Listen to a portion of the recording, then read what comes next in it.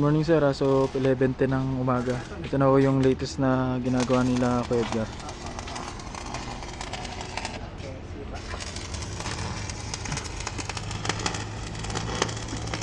Hindi na ito puputulan.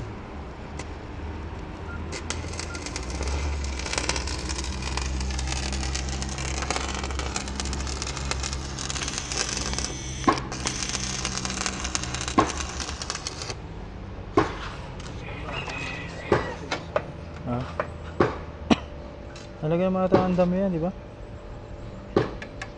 Sasayang ko ito. Ayan. Dapat click ko ito. Ayan na sir yung lagyan nila Kuya Edgar na patibay dun sa slide.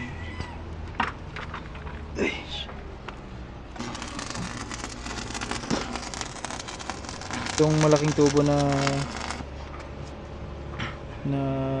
Jetrex to, di ba? 4. Kaya nilagay ko nila dito sa gilid patibay. Counterweight lang Naka ano dito. Nakadikit ko yun dyan sa slide. Tapos bawat pagitan lagyan nila ng ano, ng brace na naka Please, lagyan natin ng pagganun. puwersa dito sa ano, sa may gilid. Lagyan natin ng pagganyan dito.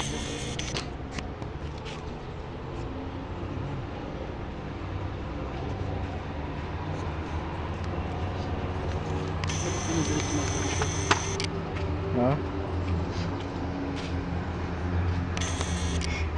Dugtungan natin. Bawasan mo ang gato dyan.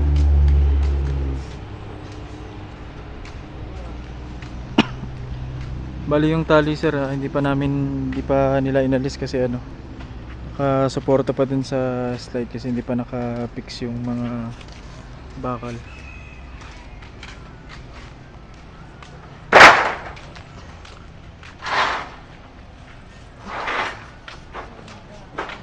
Kasi kuya to sir, yung mga malalaki na nandito na sa bungad, binabasag niya na para pag inakot, naka-ready na.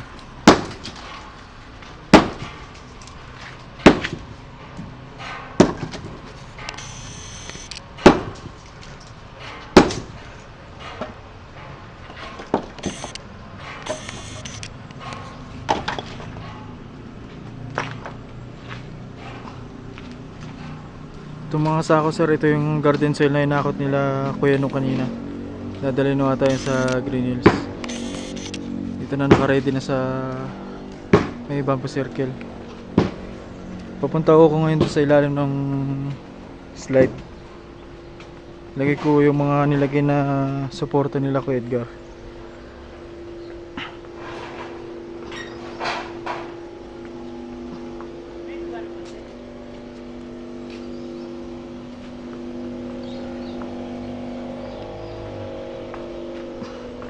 Baliw ito yung secondary na brace na suporta niya sa ilalim, itong mataas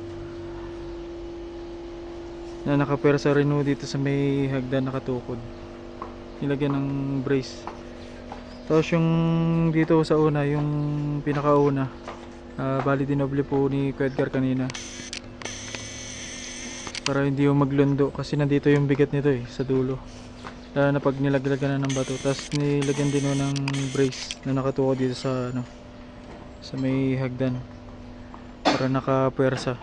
Tapos nilagyan rin ng counter na tali na lang, nakapuwersa naman dito sa may railings para magkabilaan na may puwersa na pipigilan yung pagbagsak. Tapos ito yung sinasabi ko sir na dinagtag nila Chris, yung tubo magkabilaan mula dito sa baba. Yun hanggang dito sa baba. Bali wala na kasing mahaba na tubo, yung tubular na lang ang nilagay nila. Nilagyan nila ng dagdag na suporta sa gilid kasi mababaw yung baka may kumalpos na mga bato. Tapos nilagyan na namin ni Joseph kanina ng harang yung daanan dito para wala nang posibleng dumaan dito kasi may nakaupa dun si Kano, tapos kagaya niya may nakaupa sa Pinos 2, baka may dumadaan habang nagagawa tayo dito sa taas, delikado para sa safety na rin. tinali namin yan, may harang na. Tapos maglalagay ho kami ng counter na harang din dito sa may, mula pa dito sa may Mountain View. Sa ngayon hindi pa namin nilagyan kasi nandito pa yung welding sa baba. Pero lalagyan ho ng harang mamaya. Para walang makadaan, magkabilaan. Lalo na pag nagsimula na tayo magbaba ng maglaglag ng bato.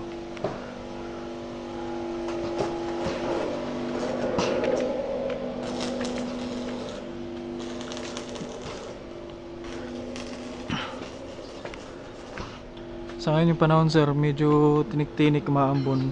Pero alanganin pa naman na umulan.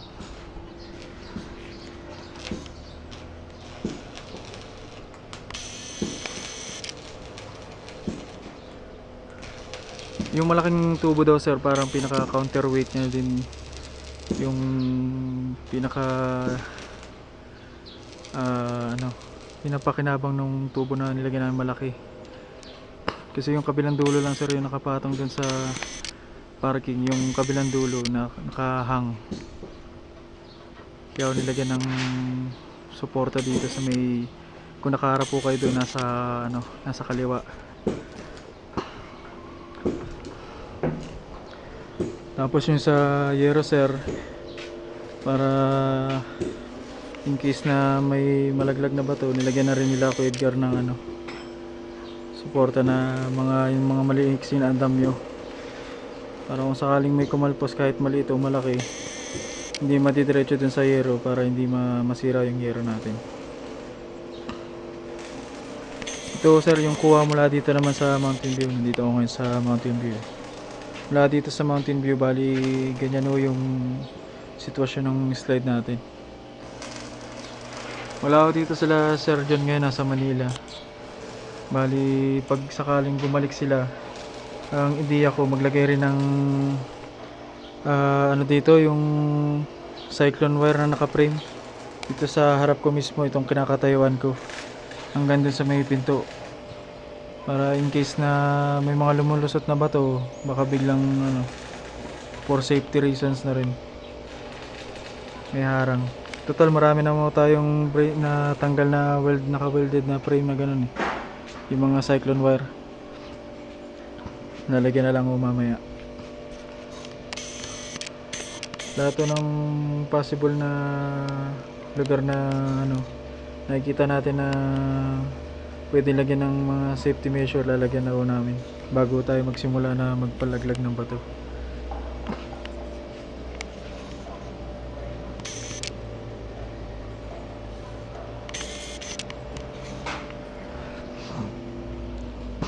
Bali ngayon sir, paabalik na ako sa office.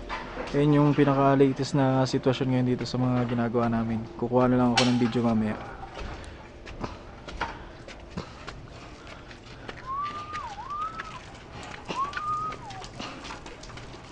Nasampulan na yan, Min? Kala ko sampulan na eh.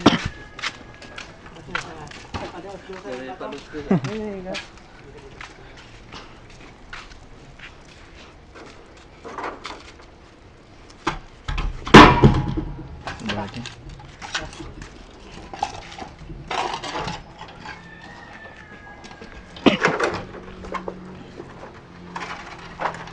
Bali sa ngayon sir, ayun yung mga diskarte ni Edgar. Lalagyan niya ng mga malaking bato yung binalagbag na malaking tubo, yung D4, para pumwera sa pabigat mula dito sa parking. Dalawa sila ni Kuya no, na naglalagay.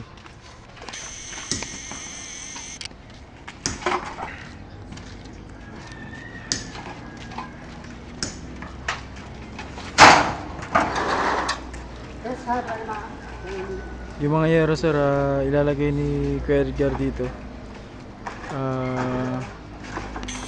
para dito padadaanin yung ano, yung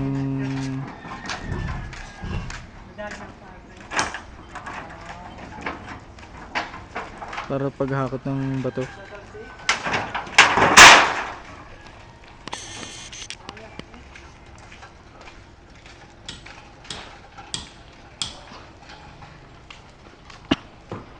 Para saan yung mga yero, Kuya Ed? sasayan nila. Diyan isasahig. Oo, kasi Yung magdudulo sa yung mismong banda dito. slide. Oo. Sahig na sa slide. Gusto mo lagyan natin ng welded frame din yung sa ilalim, yung kila sir? Hindi na kailangan. Hindi, dito lang dapat. Yung sa harap nila, hindi yung dito sa kila Mountain View. Hindi, dito dapat lagyan. Hindi na, wala Para namang sila ano. pumunta doon. O yun nga sabi ko sa video Oo, kanina. basta ko ba siya dito? Marami doon ang banda. Para walang dumaan. Lalo Oo. na pag nagsimula na tayo, di ba? Mm. So hindi na natin lagyan sa ilalim. Sa ilalim, hindi na. Okay na yan. Oo, kasi sasampay sila doon. Ito lang, masahiga ng tabla. Tapos yung yero, dito may lalagay sa kawayan.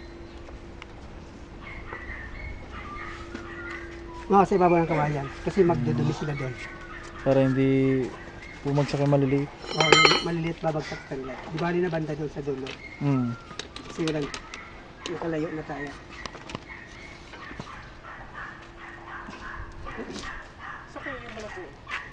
Yung?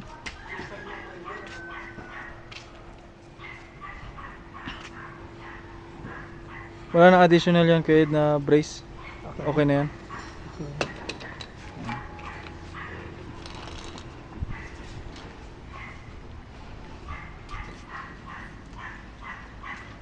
Bale yan sir yung pinaka latest na ginagawa namin. Kukuha na lang po ako ng video mamaya yung pinaka latest, yung pinaka updated din. Sa ngayon sir, ayun yung sitwasyon dito sa project natin sa Baguio. Dito sa mga boulders na hinakot natin. Sasakyan na to sir, kagaya ng sinabi ko kanina, ito yung sa guest. Ito lang yung pinakamalapit dito sa parking. Saka nasa harap siya ng office. Lahat to ng sasakyan ng tenant natin maliban dito sa isa. Kasi may guest pa tayo. Pag wala na, kasi iwan ni Korean yan, umuwi sa Korea. Ipapasok din po natin yun. Ayan ang ipapalit ko dito sa van. Itong mga sasakyan dito, nandito na ako sa parking nyo. Itong pinakauna makikita nyo yung van na puti, kay Korean yan, Staros 3, Mrs. Choi. Kasama ho yung Ford Escape, kila Mrs. Choi rin yun. Fortuner ni Roadside Cottage. Tapos itong Bios yung kay na naka-cover din kay Mr. John ng Mountain View.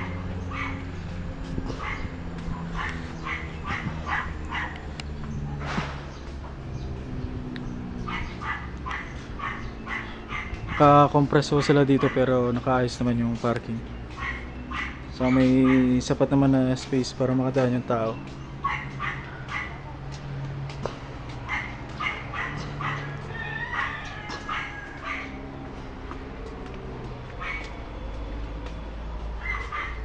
Bali yan lang din yung guest natin sir sa Pine House 2, yung van na yan.